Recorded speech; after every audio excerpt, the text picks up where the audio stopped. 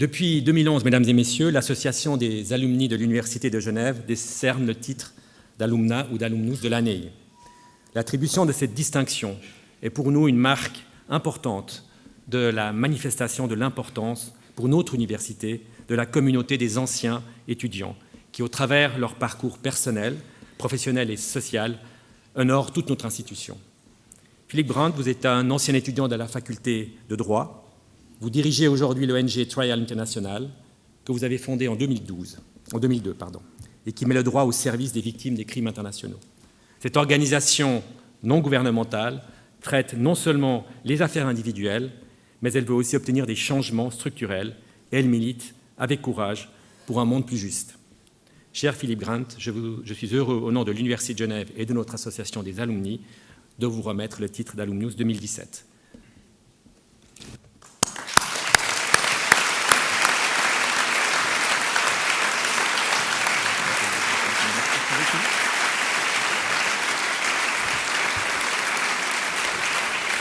Et j'ai le plaisir maintenant de vous céder la parole. Merci.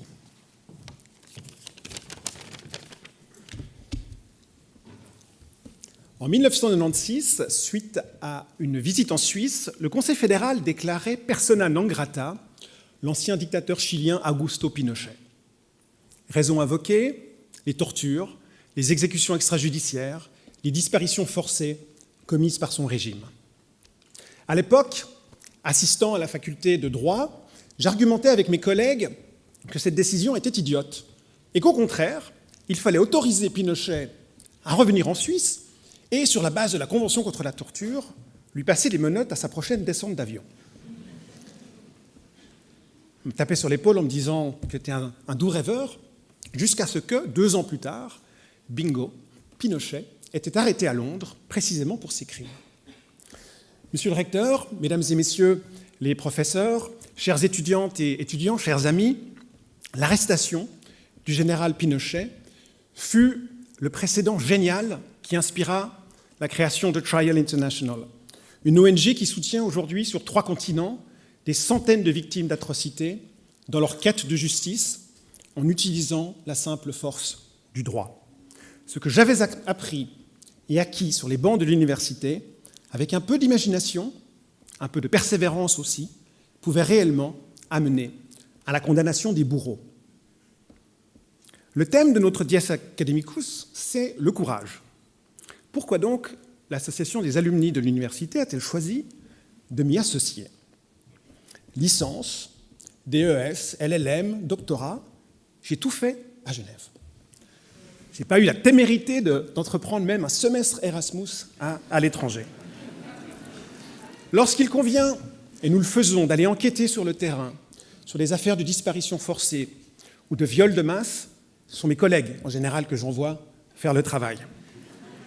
D'ailleurs, le vrai courage, très sérieusement, il appartient bien plus à ces victimes que nous soutenons au Congo et qui n'ont pas peur, malgré les risques, de déposer plainte contre l'armée et la police, à ces organisations de défense des droits humains au Burundi, qui aujourd'hui doivent travailler dans la clandestinité pour documenter ces crimes, à ces avocats que nous formons et qui parfois doivent s'exiler en raison de leur engagement. Alors en quoi, moi, serais-je courageux?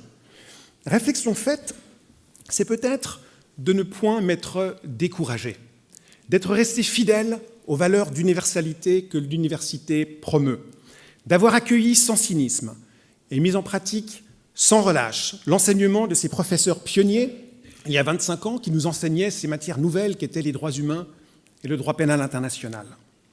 Chères étudiantes et étudiants, les défis qui vous attendent à la fin de vos études sont énormes. Le climat se dérègle, les superbactéries prolifèrent, la corruption prospère, l'extrémisme progresse.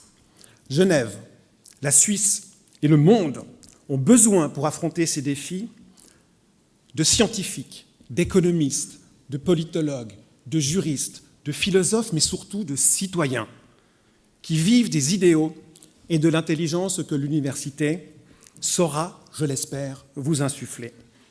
Ne pas tout garder pour soi, mais de 1000 manières rendre à la cité une partie de ce que vous aura donné l'université. C'est à cette mesure-là que l'on jugera de la réussite de vos études. Et avoir ce courage-là, croyez-moi, il est à la portée de chacune et de chacun d'entre nous. Merci.